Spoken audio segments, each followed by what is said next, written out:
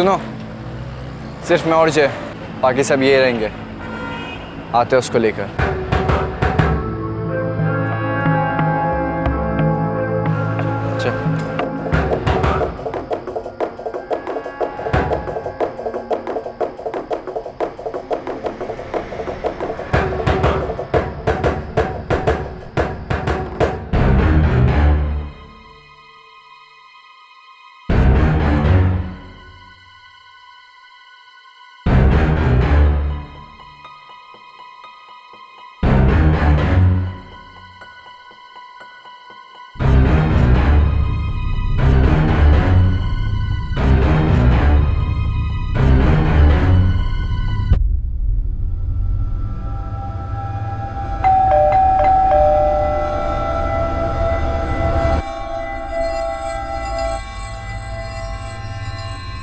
क्या बात है गौरव? आदित्य है क्या? नहीं, वो तो कहीं बाहर गया है। कुछ बात थी क्या? कुछ खास नहीं, बस ऐसी कुछ बात करनी थी। अच्छा ठीक है, आता है तो बोलता हूँ। अच्छा एक काम करना, तू आ जा हमारे साथ नीचे। बताना गौरव, क्या बात है? अरे कुछ सीरियस नहीं है, तो आ तो सही। एक मिनट मम्मी, मैं नीचे से आ रहा हूँ 2 मिनट में। ठीक है।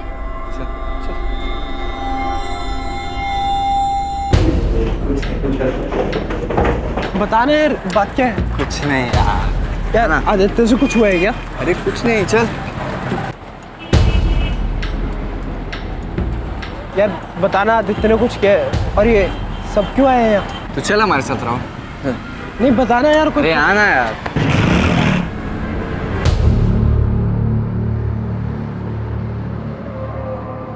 आने दो उसको, एक बार फिर बात करते हैं। क्या हुआ? क्यों बुला? गौरव का फ़ोन आया था, मीटिंग के लिए बोल रहा है। मुझे लगा तुम दोनों साथ रहोगे तो सही रहेगा। और क्या बोला? उसका ही है। हाँ गौरव बोल। हेलो आदित्य, तेरा भाई राहुल हमारे पास है। पास है मतलब? क्या बोल रहा है? होटल की पीछे वाली गली में आ जा, सब बताता हूँ। ये गौरव, क्या गेम खेल रहा है तू?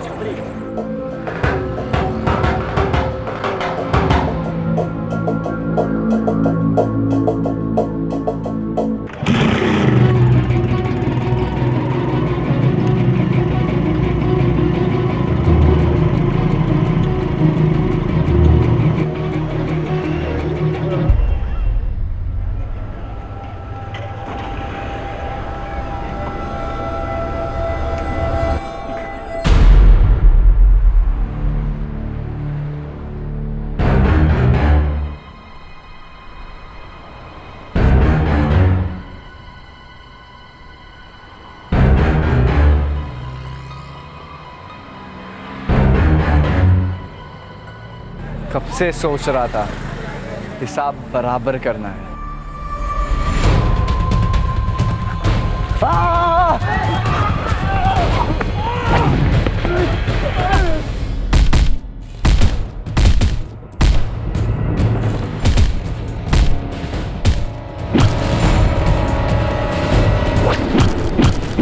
प्लीज मेरे भाई को बचा लीजिए, प्लीज भाई साहब मेरे।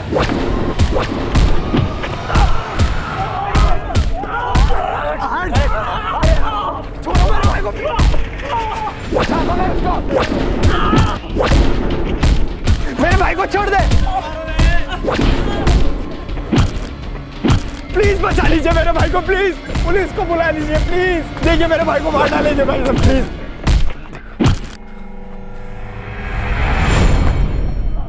और साले बहुत शाना बनता है ना। चल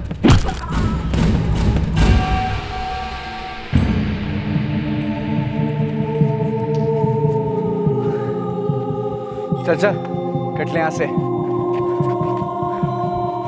आदि आदि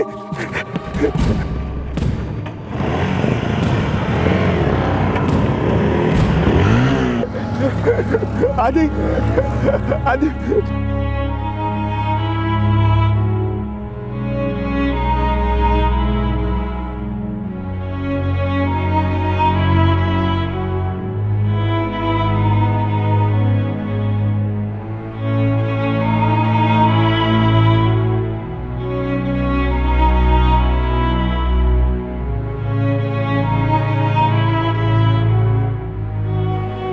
13 अप्रैल 2012 मुंबई के अंधेरी ईस्ट इलाके की एक सड़क पर 16 वर्षीय आदित्य की हत्या हुई।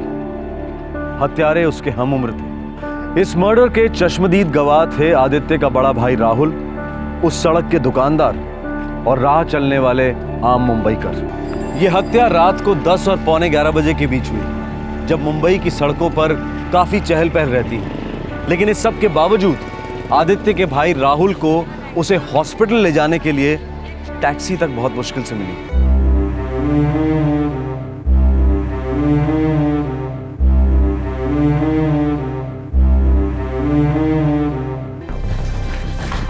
आदित्य,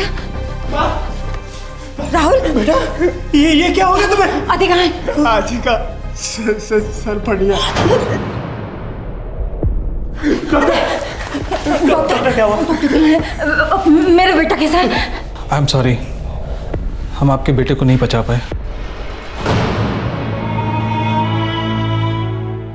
पुलिस को बुलाना होगा। जो है आदित्य को कितने अच्छे से जानता था? दोनों एक ही ट्यूशन क्लास में जाते थे। कौन सी class? Success coaching class sir, यही माँ काली में।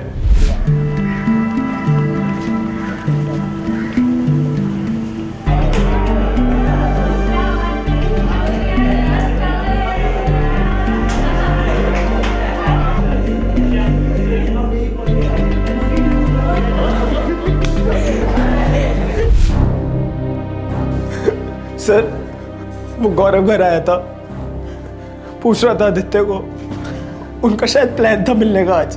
और वो आदित्य के दोस्त नदीम और कृष्णा? वो सर आदित्य के साथ ही आए थे। लेकिन आदित्य का साथ नहीं दिया, दोनों भाग गए। हाँ सर, जैसे गौरव और उसके दोस्तों ने अटैक किया, दोनों भाग गए सर। गौरव का एड्रेस पता है? गौरव का एड्रेस नहीं पता, लेकिन हाँ नदीम और कृष्णा को जरूर पता हो। बॉडी को पोस्टमार्टम के लिए भेज दो और ये नदीम और कृष्णा को थाने ले आओ। Okay sir. नदीम और कृष्णा का एड्रेस तो पता होगा?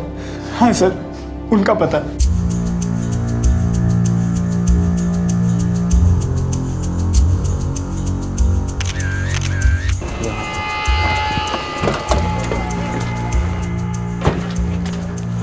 सर, लफड़े करके सब गायब हो गए हैं साहब। गायकवाड़ इलाके का नक्शा बनवा। साहब वो पंचनामा? भाई और दो स्टेटमेंट देगा तो बहुत बड़ी बात होगी। भरी सड़क पर मर्डर होता है, 2 सेकंड के अंदर सारे शटर डाउन करके दुकानदार निकल जाते हैं। फिर बोलने में क्या जाता है? पुलिस रास्ते पे नहीं रहती, पुलिस अपना काम नहीं करती। चलो करो काम। Yes sir.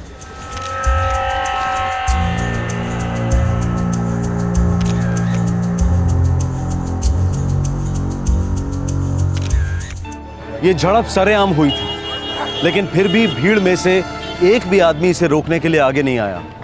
ये कोई नई बात नहीं है।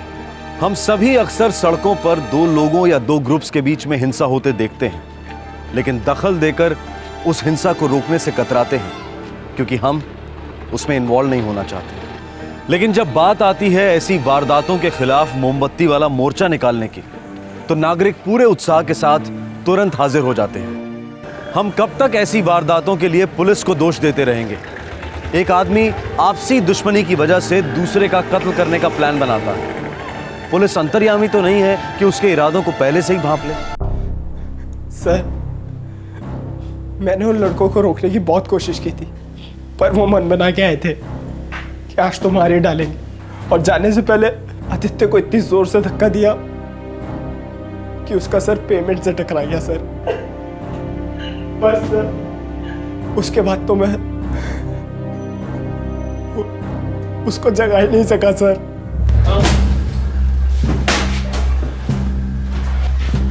इनमें नदीम कौन है, कृष्णा कौन है? सर मैं नदीम हूँ। और तो कृष्णा, तुम लोग को पता है तुम्हारा दोस्त आदित्य मर चुका है? मेरे को गौरव चाहिए, जल्दी बोलो किधर मिलेगा। और ये लफड़ा क्या है?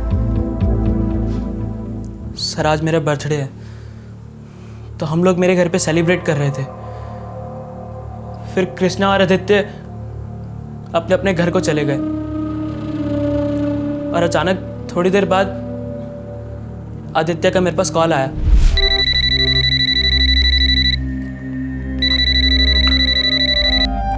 हेलो। हाँ नदीम, गौरव का फ़ोन आया था। किस बारे में? कॉम्प्रो करना चाहता है, मिलने के लिए बोल रहा है। लेकिन कॉम्प्रो तो हो गया था ना यार। वही तो मेरे को समझ नहीं आ रहा, साला मिलना क्यों चाहता है। मेरे को तो गोची लग रही है। अच्छा सुनना, तू भी चलेगा के साथ में? हाँ हाँ, साथ में चलेंगे। तो एक काम करना, कृष्णा को भी कॉल मार, उसको भी लेते हुए चलते। फिर आदित्य और मैंने कृष्णा को पिक किया सर। तभी गौरव का फिर से फोन आया। हाँ गौरव बोल। तेरा भाई राहुल हमारे पास है। इस टाइम वो बोला आदित्य के भाई राहुल को उठा लिया है।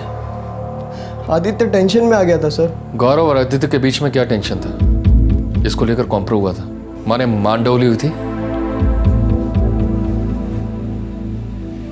उस रात को सड़क पर इन दो गुटों के बीच में जो फसाद हुआ, उसकी जड़ एक मामूली सी अनबन दिखाई दे रही थी।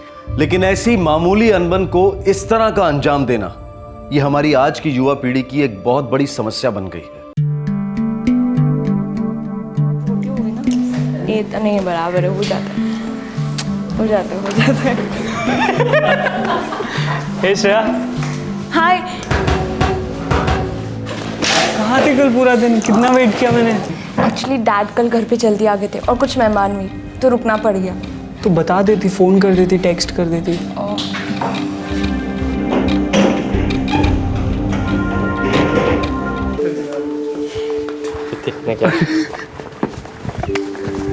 मिल रहे हैं ना फिर आज शाम को? कॉस वेट करूंगा मैं, डिच मत करना। ज़्यादा ड्रामा मत करो, पक्का आऊंगी। अब बाय बाय। आदित्य, अंधा है क्या? क्या हो गया? भाई अभी तक कुछ हुआ नहीं है, लेकिन बहुत बड़ा लफड़ा हो सकता है। वो गौरव है ना, वो भी श्रेया में इंटरेस्टेड है। अबे वो दोनों के बीच में आजकल बहुत बातें चल रही हैं यार। मैंने खुद देखा उनको टेलीफोन नंबर एक्सचेंज करते हुए। इतना ही नहीं यार, क्लास के बीच में टेक्सिंग चल रही थी दोनों के बीच में। गौरव बाहर चल जरा, किस खुशी में? कुछ बात करनी, चलते सही।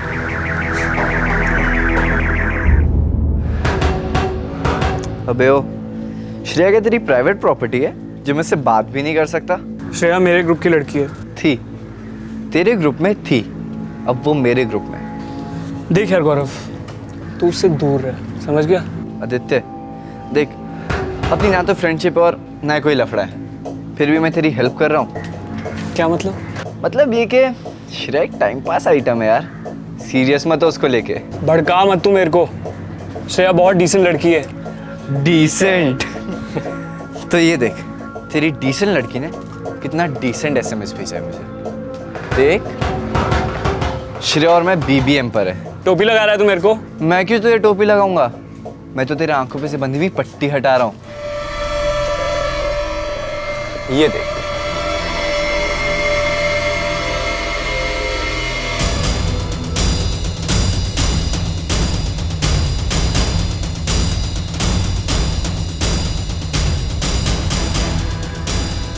बोल रहा हूं तुझे, टाइम पास आइटम है यार। फिर भी डुबकी मारनी है तो तू भी मार, लेकिन मजनू मत बन। फालतू में किसी दुखी आत्मा की तरह यहाँ वहाँ पड़ा रहेगा।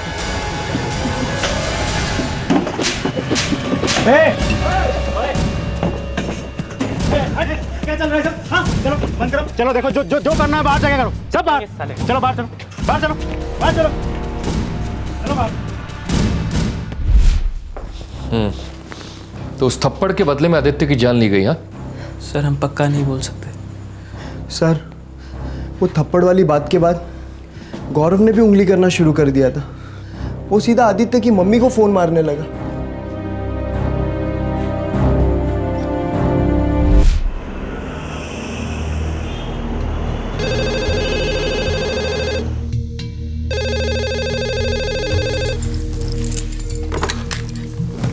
हेलो। आंटी, मैं आदित्य का दोस्त बोल रहा हूँ। हाँ बेटा, क्या नाम है तुम्हारा? मेरे नाम की छोड़िए और अपने फैमिली के नाम की चिंता कीजिए। ये क्या बोल रहे हो तुम? आपका बेटा full on out of line चला गया है। 24 घंटे लड़कियों के पीछे घूमता रहता है। और लड़कियां भी ऐसी ना आंटी कि आप देख लोगी तो उल्टी कर दोगी। देखो कौन हो तुम, चाहते क्या हो? मुझे आप अपना एक वेल विशर समझिए और अपने बेटे को तरीके से रहना सिखाइए। समझाइए उसे कि लड़कियों का पागलपन भूल जाए। अगर आप भी बैठ के तमाशा देखते रहे ना आंटी, तो एक दिन पूरी फैमिली सर्कस बन जाएगी और फिर पछताने से भी कुछ नहीं होगा, कुछ नहीं। हेलो सुनो, हेलो। अब देखो कि आदित्य का क्या होता है। सही है बहुत। मेरा आदित्य लड़कियों के पीछे भागता है?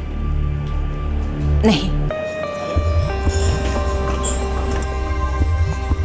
व्हाट नॉनसेंस आदित्य, मैं और गौरव सिर्फ ओके ओके टाइप फ्रेंड है।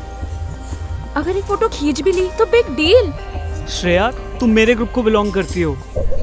मैं किसी को बिलोंग नहीं करती। पर श्रेया, तुम और मैं सिर्फ अच्छे फ्रेंड्स है। Only good friends, that's it. Oh okay, only good friends. और तुम और गौरव, तुम दोनों क्या हो? तुम उसे नॉनवेज मैसेज करती हो ना? दिस इज टू मच यार। जासूसी की भी कोई हद होती है। मैंने उसे सिर्फ फनी मैसेजेस भेजे थे। ओके फाइन, अगर मैंने उसे अडल्ट मैसेजेस भेजे भी तो व्हाट? आई मीन हम लोग अडल्ट्स हैं, कोई दूध पीते बच्चे नहीं, ऑलराइट? देखो यार, जो हुआ सो हुआ, नॉट एनी मोर, समझी तुम? तुम उसके साथ कोई कांटेक्ट नहीं रखोगी, हाय भी नहीं बोलोगी। You know what Aditya, just go and take a walk. ऐसी धमकियां मैं अपने डैड की भी टॉलरेट नहीं करती, सो जस्ट चिल।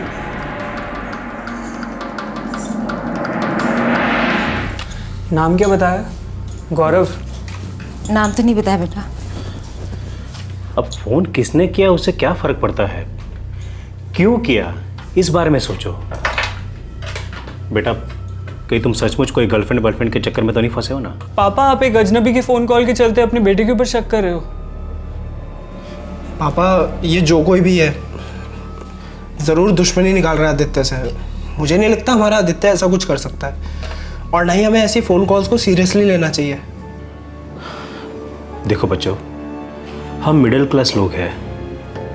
मैं मानता हूँ कि मैं छोटा मोटा बिजनेसमैन हूँ, मेरी न्यूज़पेपर की एजेंसी ठीक ठाक चल रही है, लेकिन विचारों से हम मिडिल क्लास लोग ही हैं।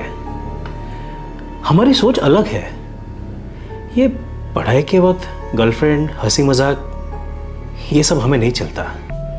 देखो बच्चों, आज तक तुम अच्छी तरह से पढ़ते आए हो, अच्छे मार्क्स लाते रहे हो। कुछ भी हो जाए, ये सिलसिला टूटना नहीं चाहिए, लगाम ढीली नहीं पड़नी चाहिए। पापा, आप कहाँ की बात कहाँ लेके जा रहे हो? इतनी सी बात का इतना बड़ा बतंगड़ बना रहे हो आप। बिना आग के धुआं नहीं निकलता, और आग फैलने में देर भी नहीं लगती।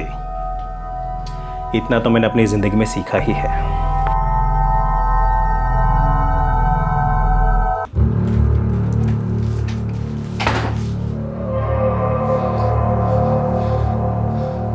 ये आग पक्का उस गौरव की लगाई हुई है भैया। तुझे कैसे पता? अरे मेरी किसी और के साथ उस टाइप की दुश्मनी नहीं है। दुश्मनी? कैसी दुश्मनी? भैया, हमारे ग्रुप में ना एक लड़की है, वो उसे ग्रुप से अलग करने की कोशिश कर रहा है, और मम्मी पापा को मेरे खिलाफ भड़का रहा है, लेकिन मैं उसे जीतने नहीं दूंगा। मेरे भाई, मेरी बात सुन। ये लड़कियों वाले मामले होते हैं ना, ये हार जीत वाले नहीं होते। सुन, जाने दे इस बात को। यहाँ दर्द होता है भैया, मुझसे सहा नहीं जाता। उसने उसको BBM पे भी ऐड कर लिया है, उसके और पास जाने की कोशिश कर रहा है वो। अब ये दर्द मुझसे बर्दाश्त नहीं होता भैया। कुछ भी हो जाए, उसको ऐसा करारा जवाब दूंगा, जिंदगी भर याद रखेगा वो।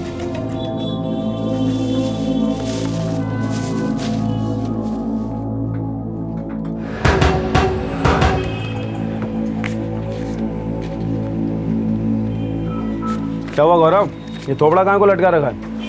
क्या नहीं बाबा। अरे बाप हूँ तेरा, और तुझे अपना दोस्त भी मानता हूँ। मेरे को नहीं बताएगा तो किसको बताएगा? बोल क्या हुआ?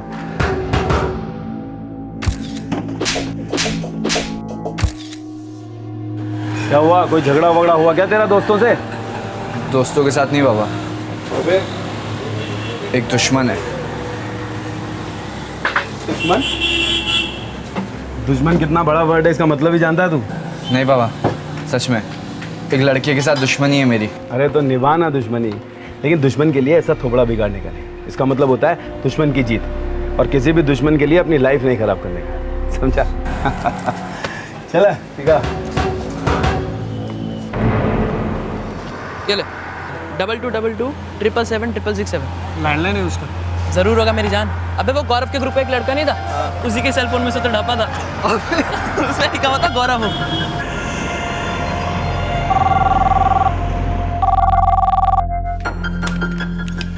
हेलो, आप गौरव की मम्मी हैं? जी हाँ, आप कौन बोल रहे हैं? मैं कौन हूँ उसे आप गोली मारो। पहले आप पहचान लो कि आपका गौरव कौन है, क्या बनने वाला है। क्या बकवास कर रहे हो तुम? बकवास तो आपका बेटा कर रहा है आंटी। साला इतना बड़ा लौंडियाबाज है, कितनी लड़कियों को छेड़ता है और फिर पिटता भी है। देख लो कल को किसी को प्रेग्नेंट कर देगा, जिम्मेदारी आपके सर होगी। बस करो तुम। वही तो मैं बोल रहा हूँ कि उसको बोलो कि बस करे, नहीं तो सारी जिंदगी आप सर पीट पीट के रहोगे।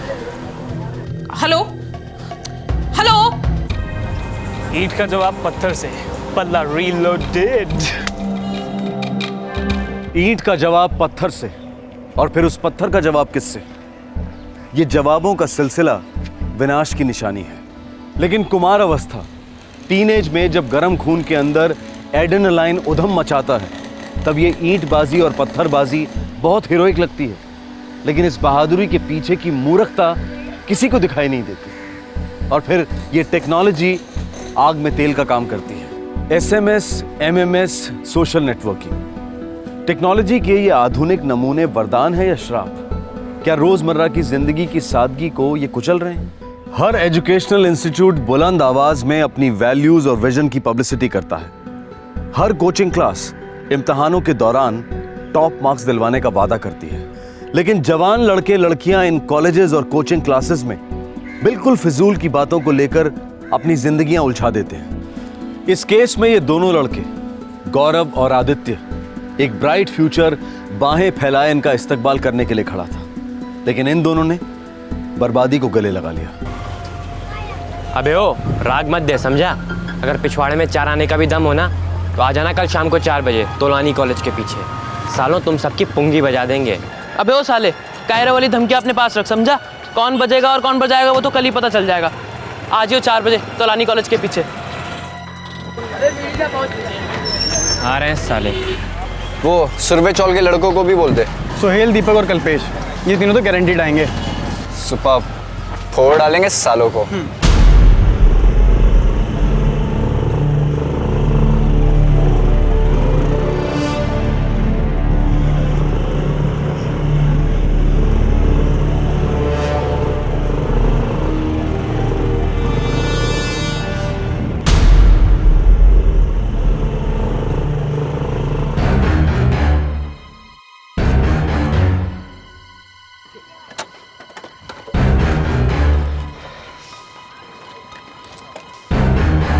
क्या वे साले, मेरे पीठ पीछे मेरी मम्मी को उल्टा सीधा बोलता है। शुरू किसने किया था साले? तूने नहीं फोन किया मेरी माँ को? दम है तो आंख में लाना, शर्मा गया रहा हीरोइन की तरह। देख, फुल एंड फाइनल वार्निंग दे रहा हूँ तुझे, भूल जा श्रेया को। और भी लड़कियां क्लास में। तो मैं भी तो ये बोल रहा हूँ, भूल जा श्रेया को, और भी लड़कियां क्लास में। गौरव, आदित्य, क्या यार हम एक लड़की के लिए काय को इतनी माथाफोड़ी कर रहे हैं? कल वो तुम दोनों को ठेंगा दिखा के गई तो क्या कर लोगे तुम दोनों यार? फैक्ट है यार, तुम दोनों ने एक दूसरे के घर पे फोन करके सबसे बड़ी मिस्टेक की है। मेरी मानो, एक दूसरे को सॉरी बोलो और खत्म करो यार। सही बोल रहा है यार ये। देख यार गौरव, मेरे को तेरी मम्मी से ऐसे उल्टी सीधी बात करके बिल्कुल अच्छा नहीं लगा, लेकिन स्टार्ट तूने किया था। सटक गई थी यार मेरी। चल ठीक है, सॉरी बोलता हूँ मैं। उस दिन कैफे में मैंने तेरे ऊपर हाथ उठाया, उसके लिए मैं तेरे से सॉरी बोलता हूँ।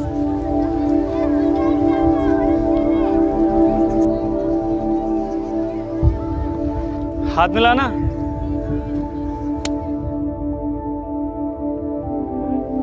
ये हुई ना बात। जब सब कुछ सेटल हो गया था तो गौरव और उसके दोस्तों ने आदित्य पर हमला क्यों किया? उसे क्यों मार डाला? सर वो तो हमें भी मालूम नहीं है। हमें बस इतना मालूम है कि उसके कनेक्शंस बहुत थे। सुरवे चौल वाले सारे लड़के उसको जानते थे, उसके साथ भी थे।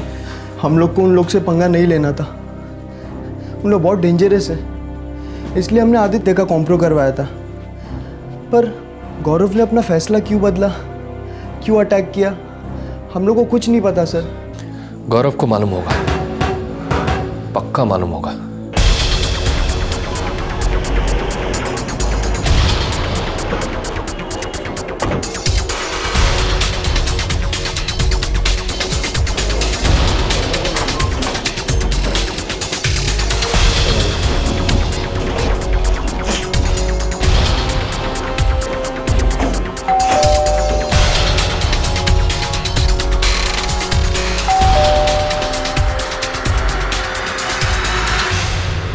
गौरव कहाँ है? क्यों, क्या हुआ इंस्पेक्टर?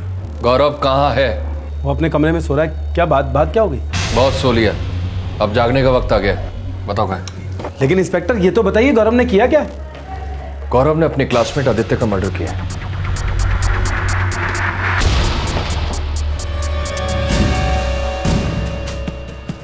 बाबा इंस्पेक्टर साहब, सर आप ऐसे कैसे ले आ सकते हैं मेरे बेटे को? ठीक है, आप भी चलिए, आपके सामने पूछताछ होगी। बाकी के लड़के कहाँ मिलेंगे तू बताएगा। बाबा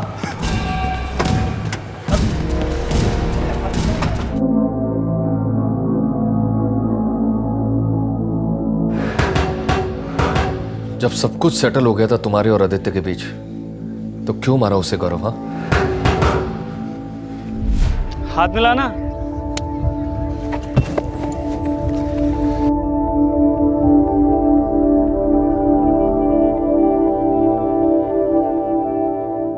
चल गौरव, तूने सच में मिट्टी डाल दी क्या?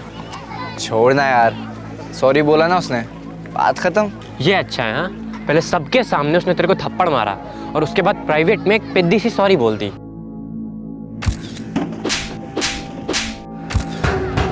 कहना क्या चाहता है तू? मैं ये कहना चाहता हूँ कि उसने तेरा कचरा किया है। तू उसे कितना भी भाई बना ले या कितना भी दोस्त बोल ले, वो जो 5 उंगलियों के निशान है ना, तेरे गाल से हटने वाले नहीं है। हाँ, और वो तुझे जब भी तिरछी स्माइल देगा ना, वो तेरे लिए एक इशारा होगा कि मैंने तुझे थप्पड़ मारा था और तूने वो थप्पड़ खाया था, वो भी पब्लिक के बीच में। और मेरे भाई, ये सीन डिलीट या फॉरवर्ड नहीं सकता, ये सीन तो हिट हो गया। तो यार करूँ तो करूँ क्या? तुझे कुछ नहीं करना है, तुझे बस उसे आसमान से थोड़ा नीचे लाना है। तुझे भी उसे थप्पड़ की वही गूंज सुनानी है। साला क्लास की हर लड़की को अपनी प्राइवेट प्रॉपर्टी समझता है, बहुत स्टड बना फिरता है ना। और फिर श्रेया को लेके तुम दोनों के बीच में तो कोई कॉम्प्रो हुआ ही नहीं बे। बातों बातों में वो बाजी मार गया। और मैं एक बात तुझे गारंटी के साथ बोलूँ, उसने थप्पड़ वाली बात श्रेया को जरूर बताई होगी, वो भी नमक मिर्च डाल के बताई होगी। और वो तो उसे अपना हीरो समझती है, और तुझे zero.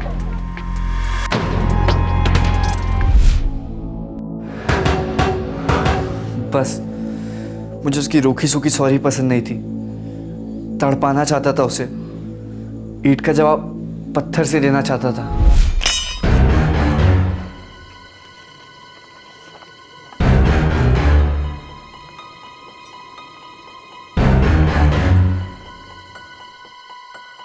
Happy birthday to you.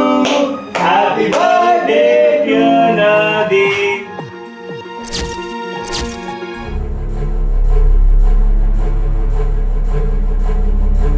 अबे ओ, जल्दी कर। गौरव, बात तो सिर्फ एक थप्पड़ की हुई थी ना, तो फिर ये हॉकी और सरिये वरिये किस लिए? ईंट का जवाब पत्थर से, थप्पड़ का जवाब डंडे से। देख गौरव, सोच ले, रिस्क है, अगर कुछ भी उल्टा सीधा हो गया ना तो वाट लग जाएगी। तुम लोग काहे के लिए टेंशन ले रहे हो यार? अबे यार, कुछ केस वेस हो गया तो?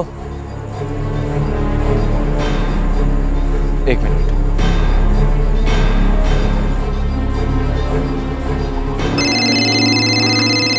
कितना है? 70 रिटर्न दे दे। हाँ गौरव। हेलो बाबा, आपने कहा था ना कि दुश्मनी के लिए लाइफ नहीं खराब करनी चाहिए। बेटा वो तो मैं अब भी कहूँगा। बाबा, मैं ना दुश्मनी ख़त्म करने वाला हूँ। दुश्मन ने मुझे जितनी भी टेंशन दी, माँ से जिस तरह बात की, सबका बदला लेने वाला हूँ मैं उससे। अरे बेटा, ऐसा सबक सिखाना कि किसी और के साथ ये सब करने की हिम्मत भी ना करे, ठीक है?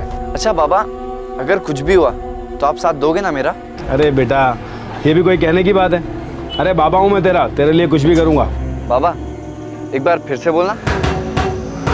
बेटा, जो करने का बिंदास करने का, मेरे होते हुए तेरा कोई बाल भी बाका नहीं कर सकता। थैंक यू बाबा, मेरे बाबा का फुल ऑन सपोर्ट है। अब बोलो। बोलना क्या है, जाके बोलती बंद कर देते हैं साले की।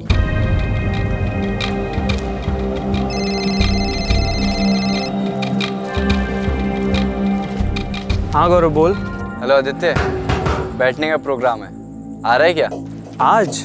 हाँ अभी के क्वार्टर मारते, चीयर्स करते दोस्ती के नाम। अरे यार, आज तो पॉसिबल नहीं हो पाएगा, कल बैठते हैं ना शाम को। क्या यार, हीरो के गिरी खाएगी गिरी यार। तो आजा मैदान में, होटल के पीछे वेट कर रहा हूँ तेरा। नहीं आएगा बेबो। अब नहीं आएगा तो उठा लेंगे इस साले को, क्या बोलता? और फिर हमने आदित्य के भाई राहुल को उठा लिया।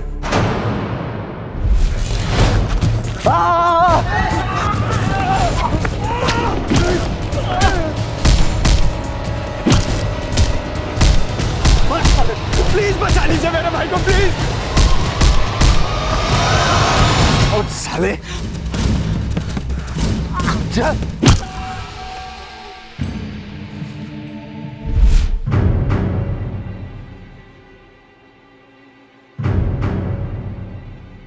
इन सबका स्टेटमेंट लो शिंदे, जुवेनाइल कोर्ट में पेश करेंगे। चलो चलो। इंस्पेक्टर, मुझे सच में नहीं मालूम था कि मामला इतना सीरियस है और ये लोग इस तरह का कुछ भी प्लान कर रहे हैं। मुझे तो लगा कि बच्चों का झगड़ा है, लेकिन इंस्पेक्टर, मेरा गौरव इस तरह का बिल्कुल भी नहीं है। जरूर उस लड़के ने इन्हें भड़काया होगा। इंस्पेक्टर, ये भी हो सकता है कि उसका खून किसी और ने किया हो और ये लोग मेरे बेटे पर इल्जाम लगा रहे हैं। जी हाँ। नहीं सर, नहीं। मैं था वहां पर, मैं गौरव से भीख मांगता रहा कि प्लीज आदित्य को छोड़ दो, पर गौरव और उसके दोस्तों ने आदित्य को तब तक नहीं छोड़ा सर, जब तक वो मर नहीं गया सर।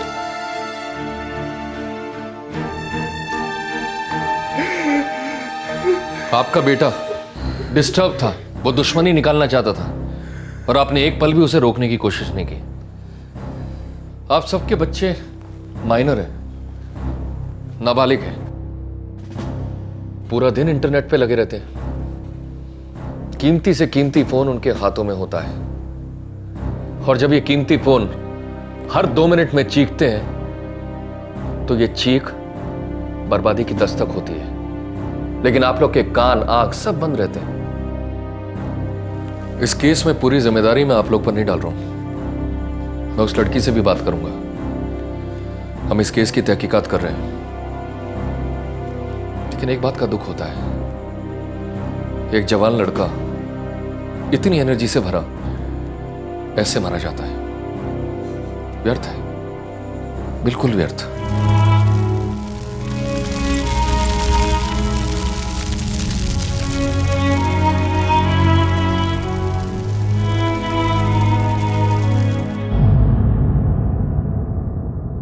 सॉरी सर, मैं इन सब में बिल्कुल इन्वॉल्व नहीं थी। मुझे तो पता भी नहीं था कि बात यहाँ तक पहुँच जाएगी। पता था तो उन दोनों से सारे रिलेशंस तोड़ देती सर। मुझे तुम्हारे फोन की जरूरत पड़ेगी श्रेया। तुम तीनों के बीच में जो भी मैसेजिंग हुई है उसकी सारी डिटेल्स मुझे चाहिए। Sure sir. ठीक है, आप लोग जा सकते हो, जरूरत पड़ी तो मैं फिर बुलाता हूँ। Thank you.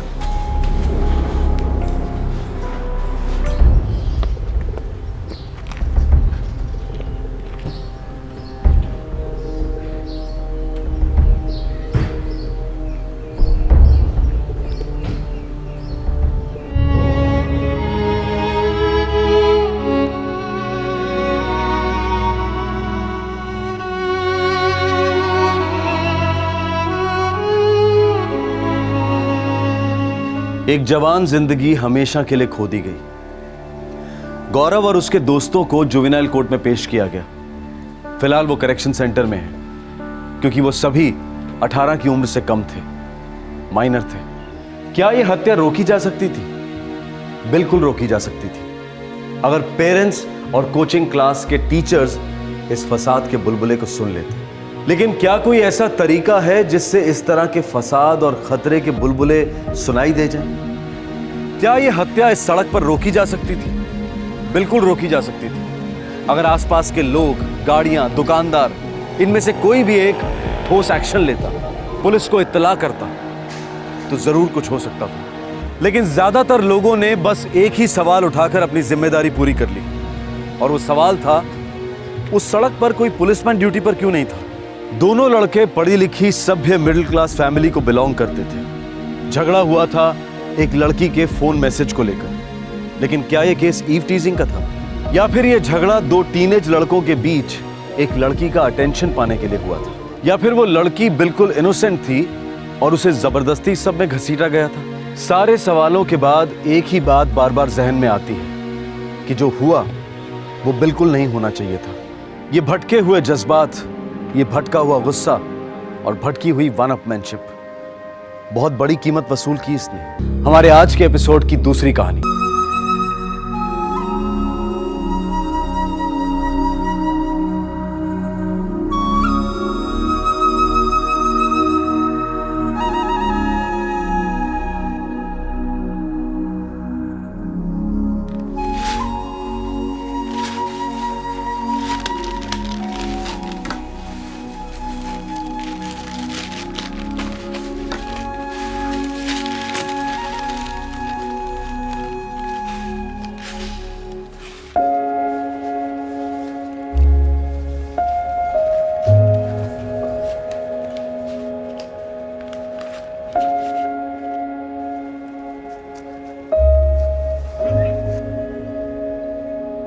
अमृता, कोशिश जारी है, लेकिन चांस भी तो आना चाहिए ना।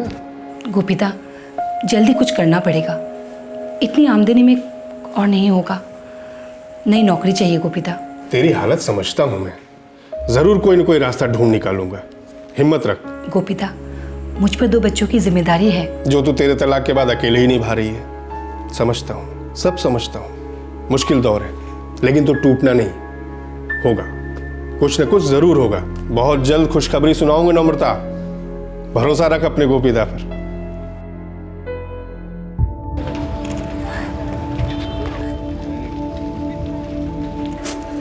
अच्छा, पाव किलो डाल देना।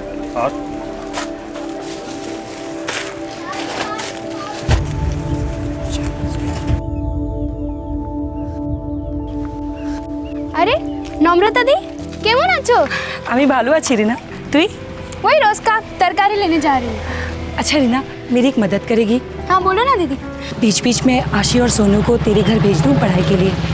वो क्या है ना, मेरे माँ बाबा के लिए उन्हें संभालना बहुत मुश्किल होता जा रहा है। अरे दीदी, उसमें पूछने की क्या बात है? मैं तो कहती हूँ रोज भेजो उन्हें। इतना सारा होमवर्क दूंगी कि उन दोनों को मस्ती करने के लिए बिल्कुल टाइम ही नहीं मिलेगा। ठीक है रीना, थैंक यू। ठीक है, मैं चलती हूँ, बाय।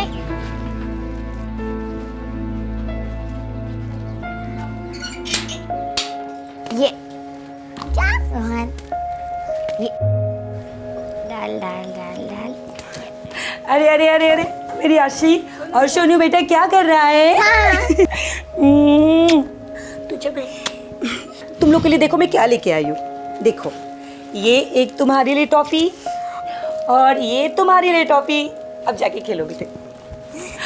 नम्रता, ऐसे कैसे बेटा? हे बाबा, आज के दिन सब भालो तो? सब भालो बाबा। नम्रता, ऐसो ऐसो, अरे जल्दी से हाथ मुंह धो ले, मैं तेरे लिए चाय बनाती हूँ। आजा आजा।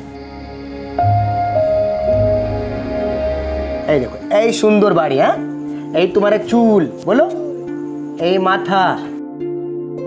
ভালো ভালো, লিখো লিখো। आशी, আমার মোবাইলটা দাও। চোখ, হ্যাঁ, এই মাথা, माथा, বলো, এই চুল, चूल,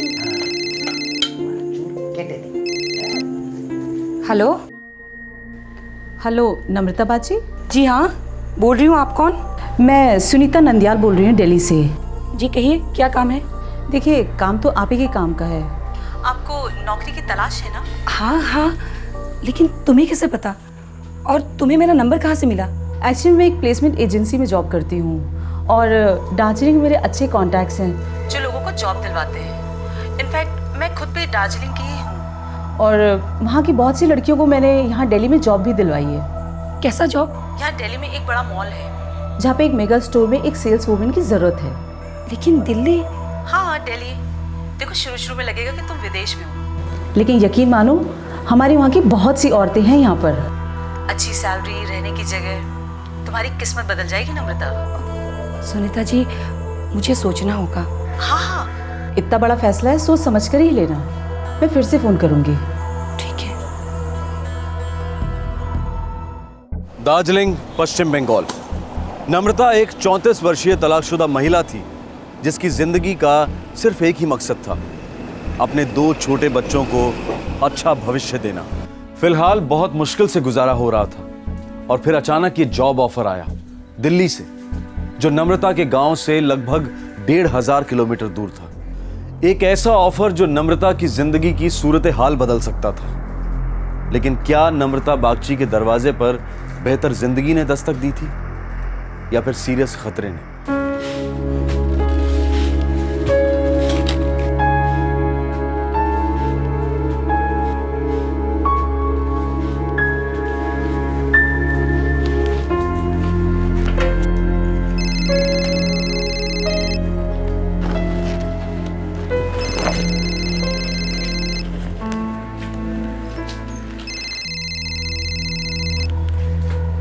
हेलो।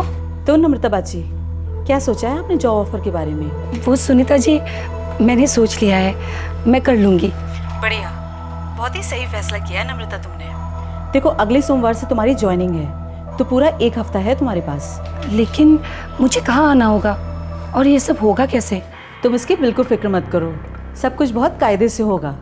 देखो, आज 16 मार्च है और 19 मार्च को तुम्हें दार्जिलिंग बस स्टैंड पहुंच जाना है और वहीं से मेरा लोकल रिप्रेजेंटेटिव तुम्हें पिक करके सिलीगुड़ी छोड़ देगा और वहीं से हमारी कंपनी का दूसरा रिप्रेजेंटेटिव वाया कोलकाता तुम्हें दिल्ली ले आएगा। लेकिन दार्जिलिंग बस स्टैंड पे मैं आपके आदमी को पहचानूंगी कैसे? उसकी चिंता तुम बिल्कुल मत करो, उन लोगों के पास तुम्हारा नंबर है, वही तुम्हें कॉल करेंगे। भालो, लेकिन वो सुनीता जी, हमारी तनख्वाह के बारे में तो बात हुई नहीं। देखो, तुम अभी नई हो, इसलिए 20,000 से ही शुरुआत करेंगे। 20,000? पूरे साल के सिर्फ 20,000? साल के 20,000 नहीं नम्रता बाजी, महीने के 20,000। ठीक है तुम्हारे लिए? अरे बाबा, महीने के 20,000? हाँ बिल्कुल ठीक है। भालो, 22 मार्च से तुम्हारी ड्यूटी शुरू हो जाएगी और 19 मार्च को तुम्हारा पिकअप होगा, लेकिन तनख्वाह तुम्हारी 19 मार्च से ही जोड़ी जाएगी। तो सब सेटल ना? हाँ हाँ भालो। अच्छा सुनीता जी, थैंक यू। हाँ तो जल्दी मिलते हैं नम्रता हम लोग, ओके?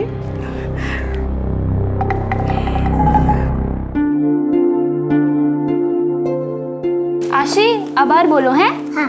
2 एके 2, 2 एके 2, 2 दुगुने 4, 2 दुगने 4, 3 दुगने 6, 3 दुगने 6, 4 दुगने 8, 4 दुगने 8, 5 दुगने 10, 5 दुगने 10। दीना, इन दोनों ने तुम्हें ज्यादा परेशान तो नहीं किया ना? अरे नहीं दीदी, दोनों बहुत होशियार है पढ़ाई में। आशी, सोनू, चलो घर चलते हैं। केमन आछिस नम्रता? तुम्हारा कामकाज कैसे चल रहा है? आसान नहीं है बौदी, लेकिन माँ दुर्गा की कृपा से बहुत जल्द कुछ अच्छा होने वाला है। जरूर अच्छा होगा। तुम बच्चों को कितनी अच्छी तरह से बड़ा कर रही हो। अच्छे लोगों की फरियाद दुर्गा माँ हमेशा सुनती है। अच्छी रीना। अरे काका की गाड़ी आ गई। नमस्कार दादा। नमस्कार नमस्कार। काका को नमस्कार करो। नमस्कार काका। अरे जीते रहो प्यारे बच्चों। और नम्रता, फैक्ट्री में काम ठीक है ना? दादा, मैं एक नई नौकरी ज्वाइन कर रही हूँ। अरे वाह, कोথায়? दिल्ली में। अरे बाबा, अरे दार्जिलिंग से दिल्ली कैसे पहुँच गई नम्रता? दादा, मैं एक नई नौकरी की तलाश कर रही थी। एक एम्प्लॉयमेंट एजेंसी है, उन्हें खबर लगी तो उन्होंने मेरे लिए ढूंढ ली। हेलो, भाग खुल गए तुम्हारे नम्रता। हाँ, सब माँ की कृपा है दादा। अच्छा दादा, तुम এখন आराम करो, আমি আসছি। टाटा। আসছি रीना।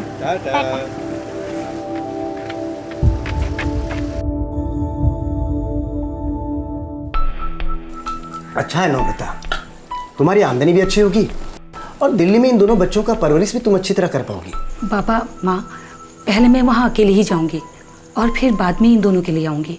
काश तेरा तलाक नहीं हुआ होता ना, तो ये दिन देखने नहीं पड़ते। माँ, जो हुआ उसे बदला तो नहीं जा सकता, लेकिन जो है और आगे जो होगा उसे मैं बदलने की कोशिश तो कर ही सकती हूँ ना।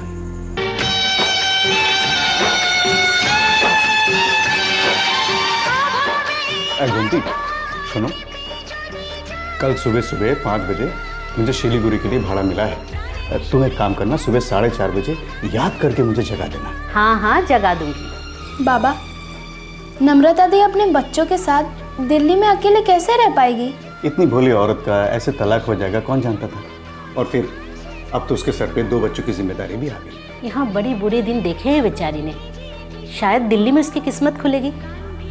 माँ दुर्गा उसकी हमेशा रक्षा करे। हाँ माँ, वो तो सब ठीक है, लेकिन फिर भी मुझे कुछ ठीक नहीं लग रहा। दिल्ली बहुत दूर है और बहुत बड़ी भी। न जाने कैसे कैसे लोग होंगे वहाँ। बेटा, उसकी तकदीर में जो लिखा है वो उसे मिलके ही रहेगा। और फिर किस्मत के लिखे को कौन टाल सका है आज तक?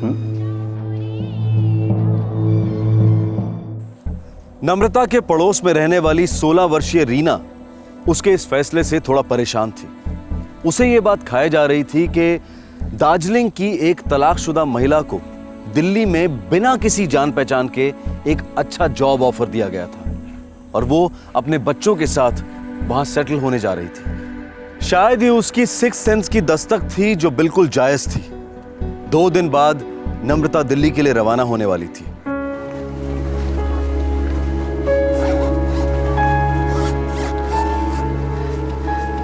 दादा ईटा डाउन। 125 रुपया। दादा 100 में दो ना। ना बौदी, 105 की तो खरीदे, 110 से कम में नहीं दूंगा। दादा क्या फर्क पड़ता है, 100 में दो ना। नहीं, 110 से कम में नहीं होगा। ठीक है, दे दो।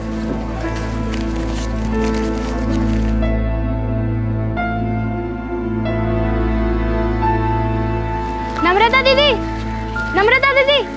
अरे रीना तुई? अरे लगता है आपने तो पैकिंग भी कर ली। हाँ, वो परसों जा रही हूँ ना मैं। वैसे दीदी एक बात पूछूं आपसे, आपको बुरा तो नहीं लगेगा? अरे ना रे, क्या बात है, बोल। दीदी दिल्ली से एक ऐसे ही औरत ने आपको फोन कर दिया और आप चल दी। अरे नहीं पागल, ऐसी बात नहीं है। पहले मैंने यहाँ के कुछ लोकल लोगों को बता रखा था कि मुझे नौकरी चाहिए। इस औरत को उन्हीं से मेरा नंबर मिला होगा। किसे नंबर मिला? दीदी आपको पता भी है क्या कि यहाँ दार्जिलिंग में कोई ऐसा है जो उस औरत को जानता हो? नहीं, डिटेल में पता नहीं उसको किससे नंबर मिला, लेकिन उस औरत ने बताया कि वो दार्जिलिंग से ही है और उन्होंने यहाँ के कई औरतों को दिल्ली में नौकरी दिलवाए हैं। पता लगवाया आपने किस किस्म की नौकरी? हाँ, बड़े से मॉल में सेल्स वूमन की नौकरी है और तनख्वाह अच्छी खासी दे रहे हैं। किसी को बताना नहीं, महीने के पूरे 20,000 दे रहे हैं। 20,000 महीने के? और सुन, रहने की जगह भी दे रहे हैं। और कहाँ होगी ये जगह? नौकरी दिल्ली में है तो रहने की भी जगह वहीं पे होगी ना, आसपास कहीं। अच्छा, कंपनी का नाम मालूम किया आपने? नहीं, वो नहीं पता किया मैंने, लेकिन वो औरत बता रही थी कि दार्जिलिंग बस स्टॉप तक आ जाना, वहाँ हमारा आदमी तुम्हें कॉल करेगा और तुम्हें वहाँ से सिलीगुड़ी लेके जाएगा। फिर सिलीगुड़ी से तुम्हें दूसरा आदमी दिल्ली पहुँचाएगा। 22 तारीख से ज्वाइन कर रही हूँ मैं ड्यूटी। अच्छा रीना सुन, आशी और सोनू को मैं यहाँ माँ बाबा के यहाँ छोड़ के जा रही हूँ। पहले खुद सेटल हो जाऊँ वहाँ पर, फिर वापस इनको लेके जाऊँगी यहाँ से। बीच बीच में अगर हो सके तो मेरे बच्चों का ख्याल रखना रीना। रीना कहाँ खो गई तू? कहीं नहीं दीदी, कहीं नहीं।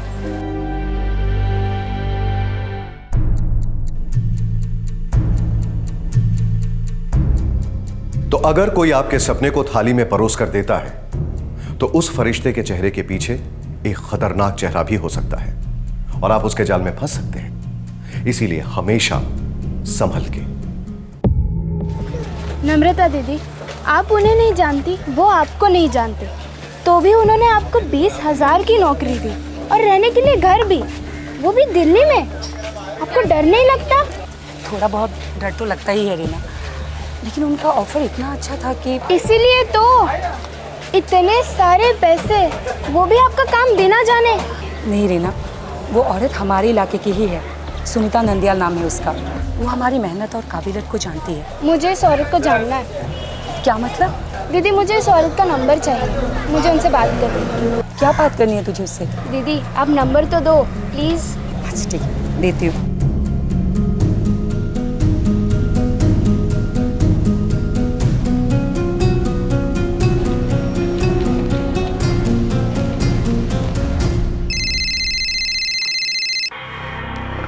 हेलो।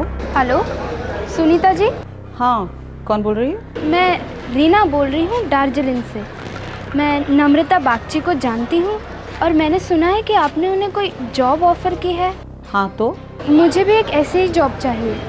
वो क्या है ना, मेरे घर के हालात काफ़ी ख़राब हैं, आप मदद कर दे तो? हाँ हाँ ज़रूर, हमारे यहाँ नौकरियों की कमी नहीं है। एक काम करो, तुम भी नम्रता के साथ दिल्ली आ जाओ, तुम्हारी भी मैं कोई सेटिंग कर दूंगी।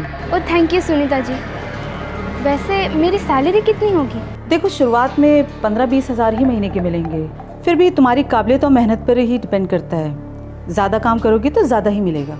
मैं सिर्फ 16 साल की हूँ, क्या वाकई मुझे ऐसी नौकरी मिलेगी? उम्र से कोई मतलब नहीं हमारा, दरअसल तुम्हारी उम्र ही तुम्हारा फ़ायदा करेगी, और तुम्हारी जैसी उम्र की लड़कियों को तो और आसानी से नौकरियाँ मिल जाती है। एक बार तुम आ तो जाओ यहाँ पे, हो सकता है तुम्हें सैलरी नम्रता से ज़्यादा ही मिले। ओ थैंक यू सुनीता जी, मैं नम्रता दीदी के साथ आ जाऊँगी। ठीक है, मैं तुम दोनों का इंतज़ार कर रही हूँ।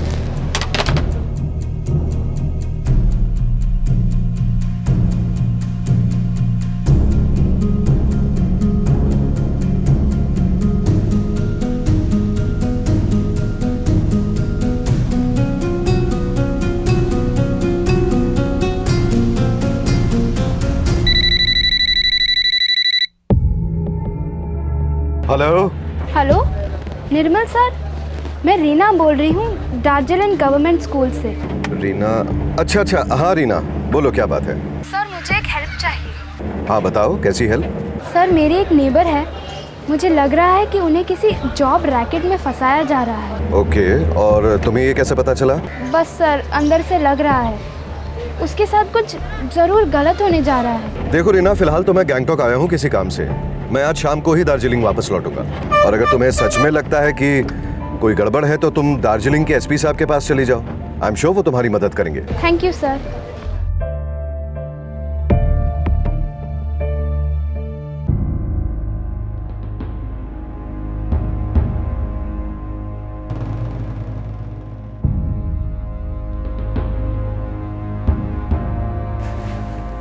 एसपी साहब अब मिलेंगे, आप अंदर जाइए। जी कौन सी क्लास में पढ़ती हो Reena? Sir class 11th Darjeeling government girls school में। तुमने ये कैसे तय कर लिया कि तुम्हारी पड़ोसन नम्रता के साथ कुछ गलत होने जा रहा है? सर जो दीदी को जॉब ऑफर दी गई थी वो एबनॉर्मल है, अजीब है।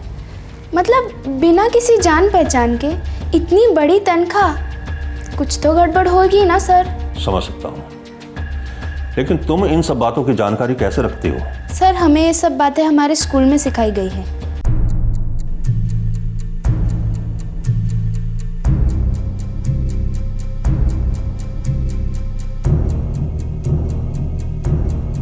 देखो स्टूडेंट्स, मैं घुमा फिरा कर बात नहीं करूंगा। मैं चाहता हूं कि आप सब लोग मेरी बात बहुत ध्यान से सुने। ह्यूमन ट्रैफिकिंग के बारे में जानती हैं आप लोग? No sir. ह्यूमन ट्रैफिकिंग मतलब इंसानों की तस्करी। अच्छा, इतना तो मालूम ही होगा आप लोगों को कि हमारा ये पूर्वांचल इलाका, साथ ही पड़ोसी मुल्क बांग्लादेश, इस पूरे क्षेत्र में कितनी गरीबी है, लाचारी है। Yes sir. तो कुछ लोग हैं, बुरे लोग, बहुत बुरे लोग, जो चील और गिद्ध की तरह हमारे इलाके पर मंडराते रहते हैं, गरीब और बेबस लोगों पर झपट पड़ते हैं, खासकर औरतों पर, आप जैसी लड़कियों पर। उन्हें अच्छी अच्छी नौकरी देने का वादा करते हैं, मुंबई, दिल्ली, कोलकाता, यहां तक कि विदेश का भी झांसा देते हैं। और क्या आपको पता है कि आगे चलकर इन औरतों के साथ, आप जैसी लड़कियों के साथ क्या होता है? उन्हें बेच दिया जाता है, प्रोस्टिट्यूशन के रैकेट में धकेल दिया जाता है। देखो स्टूडेंट्स, आप लोगों को बेकार में डराने का मेरा इरादा बिल्कुल भी नहीं है। मैं बस इतना चाहता हूं कि आप सब लोगों में सावधान रहने की एक आदत पड़ जाए, क्योंकि ये जो ट्रैफिकिंग के एजेंट्स होते हैं ना, बहुत चालाक लोग होते हैं, शातिर लोग होते हैं। अपनी मीठी मीठी बातों से आपका विश्वास जीत लेंगे। उनके लिए हर एक उम्र की औरत या लड़की सिर्फ और सिर्फ एक बिकाऊ चीज है, और अपना मकसद हासिल करने के लिए वो कुछ भी कर सकते हैं, किसी भी हद तक जा सकते हैं। इसीलिए अगर आप सब लोगों के सामने ऐसा कोई ऑफर आता है जो यूं चुटकी में आपकी सारी परेशानियों को दूर करने का वादा करता है, उस ऑफर को आप लोग हर एक एंगल से टटोल कर देखिएगा, और जरूरत पड़े तो सरकार और पुलिस की मदद भी लीजिएगा। एक एनजीओ ने रीना के स्कूल में ह्यूमन ट्रैफिकिंग के बारे में एक अवेयरनेस क्लास कंडक्ट की थी। रीना एक समझदार और होनहार स्टूडेंट थी। उसके सतर्क दिमाग ने उसे दस्तक दी कि नम्रता एक दलदल में पैर रखने जा रही है। अब सवाल यह था कि क्या रीना के डर में कोई सच्चाई थी, या फिर एक 16 साल की टीनेजर का वहम था ये।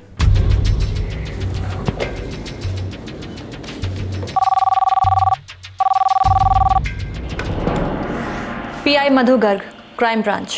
मधु, मैं एसपी राजन बोल रहा हूँ। Yes sir. एक केस है, सेंसिटिव है। मैं चाहता हूँ कि इसका चार्ज तुम पर्सनली लो। बिल्कुल सर।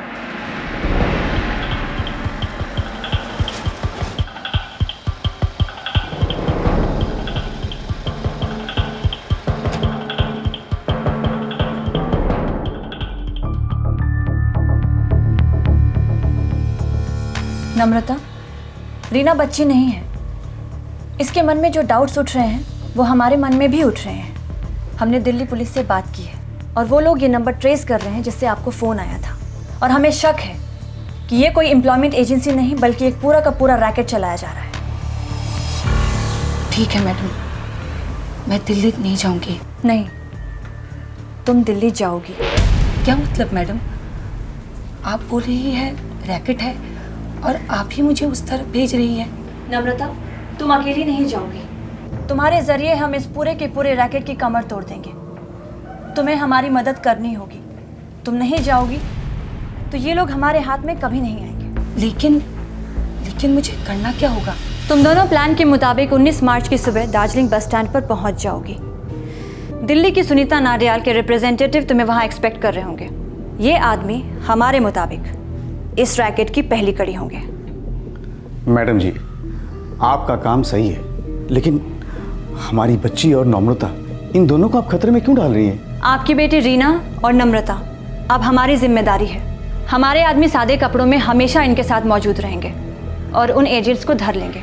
लेकिन मैडम, मुझे बहुत डर लग रहा है। आप मेरी रीना को तो इन सब से बाहर ही रखिए। अरे ये तो भी बच्ची है। हमारे पास इसके अलावा और कोई दूसरा रास्ता नहीं है। शुभंदा, नम्रता, इस बात की मैं गारंटी लेता हूँ। मैं हमेशा इन लोगों के साथ रहूंगा। रीना और नम्रता पर कोई आंच नहीं आएगी दादा, मैं वादा करता हूँ। बाबा, मैं जाऊंगी। नम्रता दीदी को भी साथ ले जाऊंगी। अगर उनका सच में कोई रैकेट है तो उन्हें पकड़ना भी जरूरी है ना बाबा। इससे हमारे इलाके की कई दूसरी लड़कियों की जिंदगी बर्बाद होने से बच सकती है। वेरी गुड रीना, शाबाश, तुम बहुत बहादुर लड़की हो।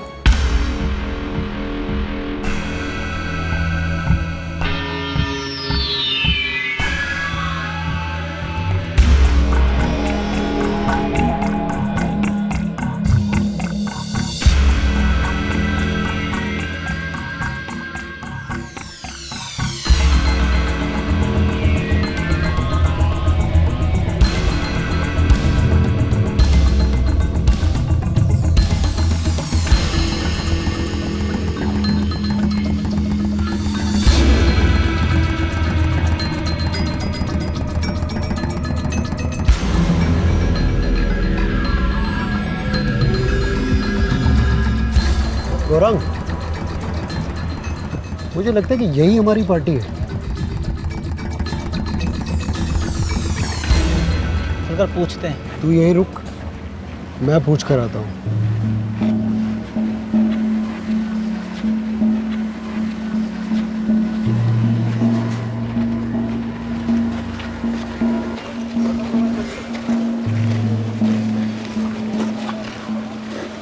नमस्कार, क्या आप भी दिल्ली जा रही हैं? हाँ दादा, आप कौन? जी मैं आपका सेवक। मैं आपको सिलीगुड़ी के दार्जिलिंग चौक तक लेकर जाऊंगा। आइए।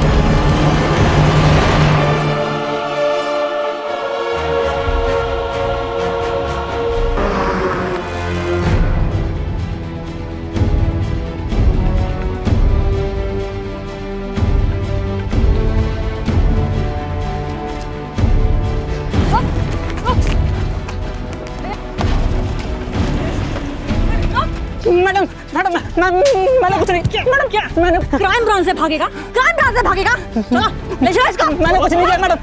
कसम से मैडम, हमारा काम सिर्फ इन दोनों को सिलीगुड़ी के दार्जिलिंग चौक तक पहुंचाना था मैडम। वहाँ इनका आदमी इनकी डिलीवरी लेने आने वाला था मैडम। कौन आदमी? किसके आदमी? जानी ना मैडम, जानी ना, हर बार अलग अलग आते थे, हमें तो ये भी नहीं पता दिल्ली से इन्हें किसने फोन किया। चलो फोन निकालो अपना, स्विच ऑफ करो इसको। Yes ma'am. और डालो इनको अंदर और इन दोनों को अच्छी तरह से कुछ देर के लिए स्विच ऑफ कर दो। ले लो। ये दोनों आदमी हमारा पहला पायदान है। अगला पायदान हमें सिलीगुड़ी के दार्जिलिंग चौक पर ही मिलेगा। हमें जैसे भी हो उन तक पहुंचना पड़ेगा मैम। हम उन तक पहुंचेंगे।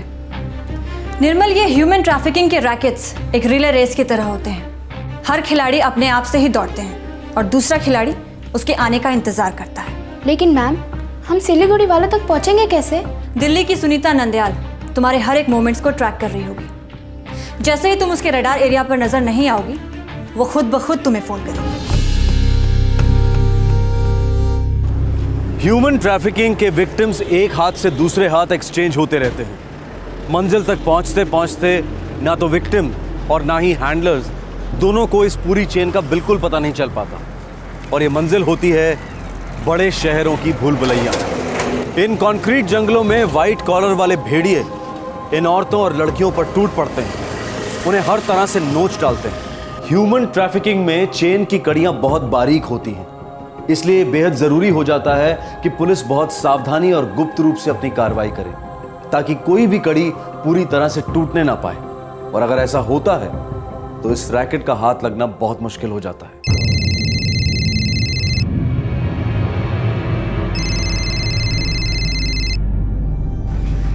कॉल लो नम्रता और फोन को स्पीकर पर डालो। उनसे कहो कि दार्जिलिंग बस स्टैंड पे तुम्हें कोई लेने के लिए नहीं आया था।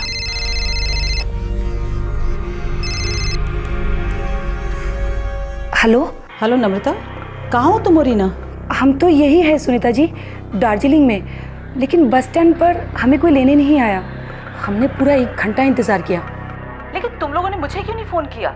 एक्चुअली सुनीता जी, सच कहूँ तो हमें लगा हमारे साथ किसी ने मजाक किया, इसीलिए हम चुपचाप वापस घर आ गए। पागल हो गई हो क्या?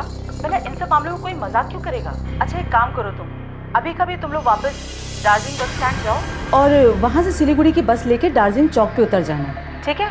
चलो फटाफट निकलो, वहाँ पे मेरे रिप्रेजेंटेटिव तुम दोनों का इंतजार कर रहे हैं। ठीक है सुनीता जी, हम बस आधे घंटे में यहाँ से निकलेंगे। ओके। बस अब हम हमारा मेन ऑपरेशन लॉन्च करेंगे, जिसमें हम सबसे पहले उन लोगों को हिरासत में लेंगे जो तुम लोगों को सिलीगुड़ी से दिल्ली पहुंचाने वाले थे। लेकिन मैम, हमें उनके साथ क्या करना होगा? तुम लोग बस हमारी इंस्ट्रक्शंस फॉलो करती रहना। बस में सभी पैसेंजर्स हमारी टीम के होंगे। तुम लोगों को डरने की कोई ज़रूरत नहीं है। अब डरने की बारी इस रैकेट वालों की है।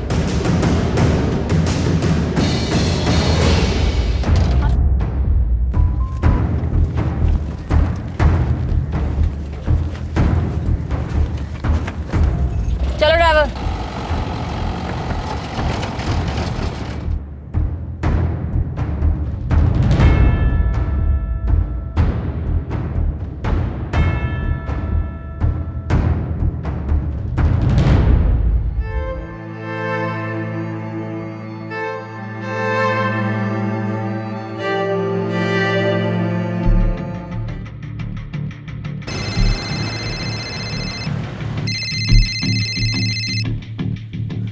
जय हिंद मधु जी। जय हिंद शर्मा जी।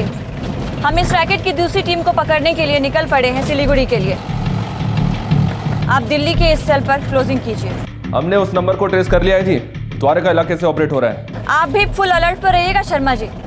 हम जैसे ही सिलीगुड़ी के सेल वालों को अरेस्ट करते हैं आपको इन्फॉर्म करते हैं। और आपकी कॉल के बाद हम इस सुनीता नंदयाल की खबर लेंगे जी। All the best Madhu ji. आपको भी शर्मा जी।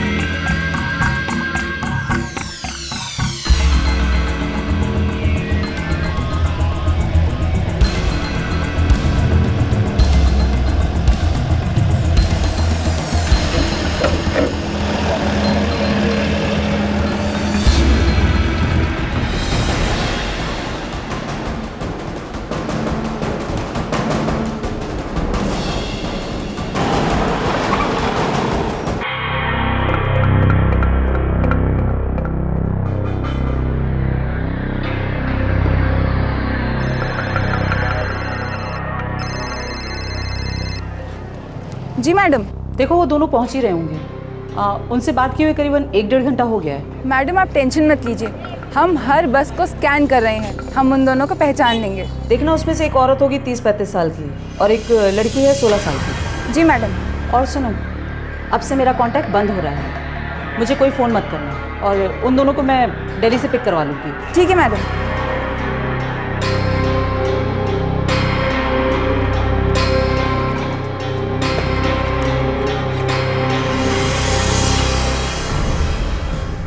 जनाब, सेल फोन की लोकेशन इस कॉलोनी के अंदर से 10 मिनट में मैक्सिमम सर जी एग्जैक्ट ट्रैक पकड़ा जाएगा। ट्रैक करते रहना, अटैक के ऑर्डर्स कभी भी आ सकते हैं। बेहतर जनाब।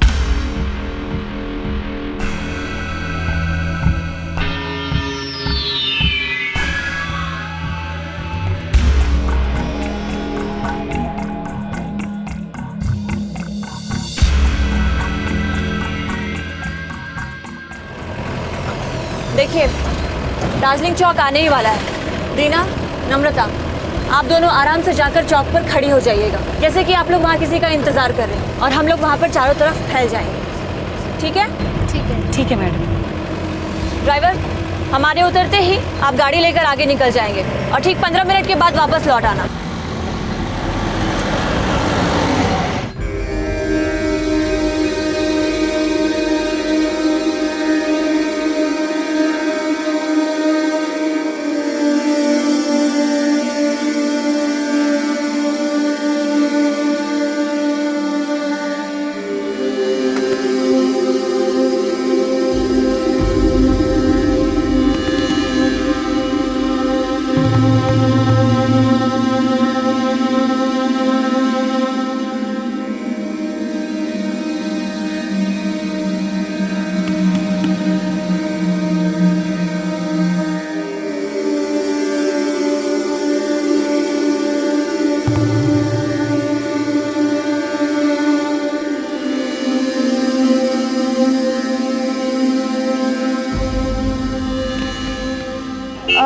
दिल्ली?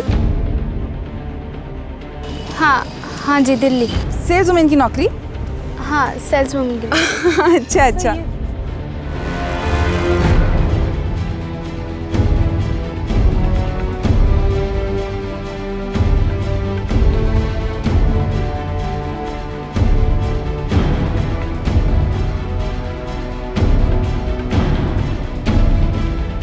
आप लोग हमारे साथ चलिए, आज शाम की ट्रेन है आपकी।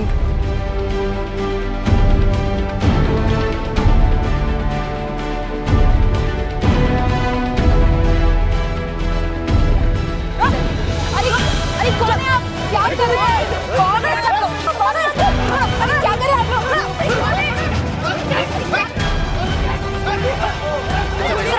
चलो पता चलो क्या कर रहे हो? अरे छोड़िए मुझे।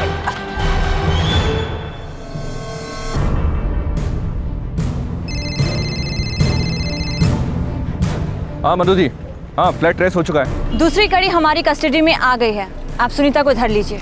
जी बहुत अच्छा, धावा बोलने का टाइम आ गया है।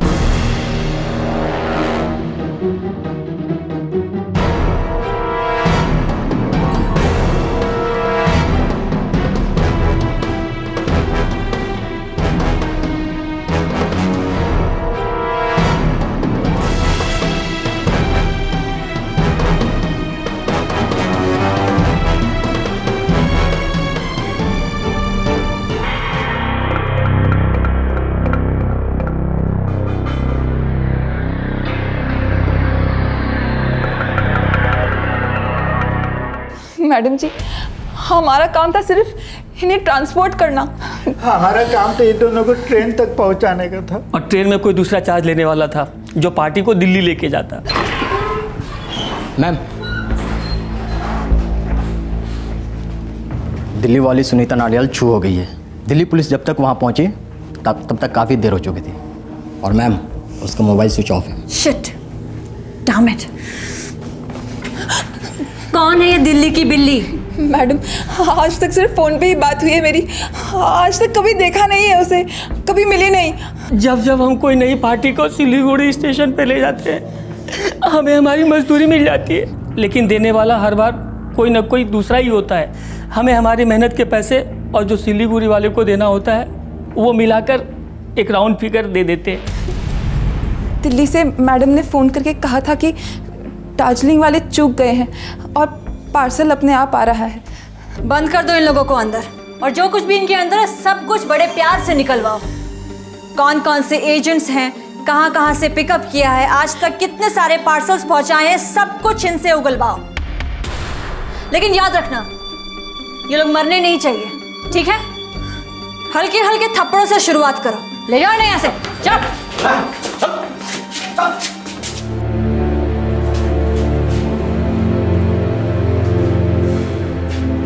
नम्रता, रीना, तुम दोनों का सफ़र अब यहीं ख़त्म होता है। हमारी पूरी टीम की तरफ से तुम दोनों को थैंक यू। तुम दोनों ने बड़े ही साहस और समझदारी से हम लोगों का साथ दिया। अब इस ऑपरेशन को हम लोग अपने तरीके से हैंडल करेंगे। निर्मल, यस मैम। तुम्हारा एनजीओ बहुत अच्छा काम कर रहा है। हम लोग जब इस रैकेट को पकड़ेंगे तब पकड़ेंगे, लेकिन तुम्हारे कारण आज एक औरत की ज़िंदगी बच गई है। Congrats. Thank you.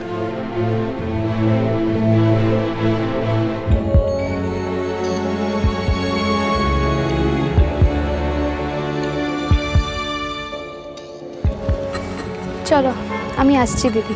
Reena, thank you, तुमने मुझे बचा लिया। अगर आज अकेली मैं दिल्ली चली गई होती तो पता नहीं कहाँ पहुँच गई होती। दीदी, मजबूरी में ऐसे जाल में फंसना बड़ा आसान होता है ना। किसी के साथ भी हो सकता था, शायद मेरे साथ भी। वो तो अच्छा हुआ कि स्कूल में हमें ये सब बातें पहले ही सिखाई गई थी और आज काम भी आई। बस हमें हर कदम पर बच बच कर चलना होगा। क्या करें, दुनिया ही ऐसी है। अच्छा दीदी, मैं चलती हूँ।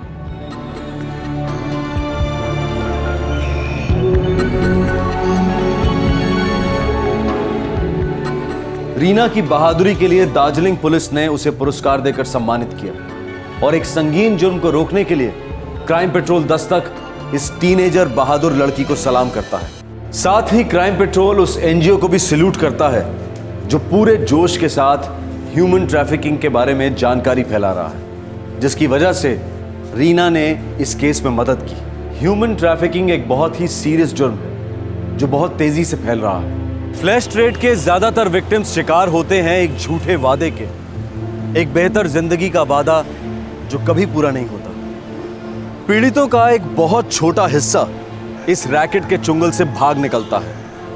कुछ लड़कियों को पुलिस बचा लेती है, एनजीओज बचा लेती हैं, लेकिन इन पीड़ितों का एक बहुत बड़ा हिस्सा इस देश के महानगरों और विदेशों के कुछ शहरों में बिखरा दिया जाता है। गुमनाम, बेसहारा और अक्सर बीमार इन औरतों के साथ दिन रात रात दिन हैवानियत चीर फाड़ करती है। इन जिंदा लाशों का दिलो दिमाग सुन पड़ जाता है। भरी रोशनी में भी सिर्फ अंधेरा नजर आता है। बस सांसें चलती हैं तो उन 4 पैसों के लिए जो इनके दूर गांव में बैठे परिवारों को एक वक्त की रोटी नसीब करवाती हैं। क्या फ्लैश ट्रेड को हमेशा के लिए खत्म किया जा सकता है? शायद कुछ हद तक कम तो किया ही जा सकता है अगर इस रैकेट की छोटी से छोटी कड़ी को भी बड़ी से बड़ी सजा दी जाए। शायद तब कम हो सके जब सिर्फ एक मजबूत कानून ही नहीं बल्कि एक मजबूत सामाजिक अभियान उन लोगों के ज़मीर को दस्तक दे जो इस विकृति का मजा लेते हैं। लेकिन ये एक आइडियल सिचुएशन है जो शायद हकीकत में कभी मुमकिन ना हो पाए। लेकिन एक चीज पॉसिबल है, अवेयरनेस, जानकारी। अगर ह्यूमन ट्रैफिकिंग के सभी पहलुओं को स्कूल और कॉलेजेस में वर्कशॉप के द्वारा इन पिछड़े हुए इलाकों में बार बार हैमर किया जाए तो इन ट्रैफिकिंग के दलालों के हाथ लड़कियां इतनी आसानी से नहीं लगेंगी। और ये कोशिश फ्लैश ट्रेड के खिलाफ लड़ाई में एक बहुत बड़ी जीत है, जैसा कि आज के इस केस ने साबित कर दिया। आपसे फिर मुलाकात होगी क्राइम पेट्रोल दस्तक के एक और एपिसोड में। तब तक अपना ख्याल रखें, सुरक्षित रहें। जय हिंद। इस तरह के और भी एपिसोड देखने के लिए हमारे चैनल को सब्सक्राइब करें और बेल आइकन दबाना ना भूलें।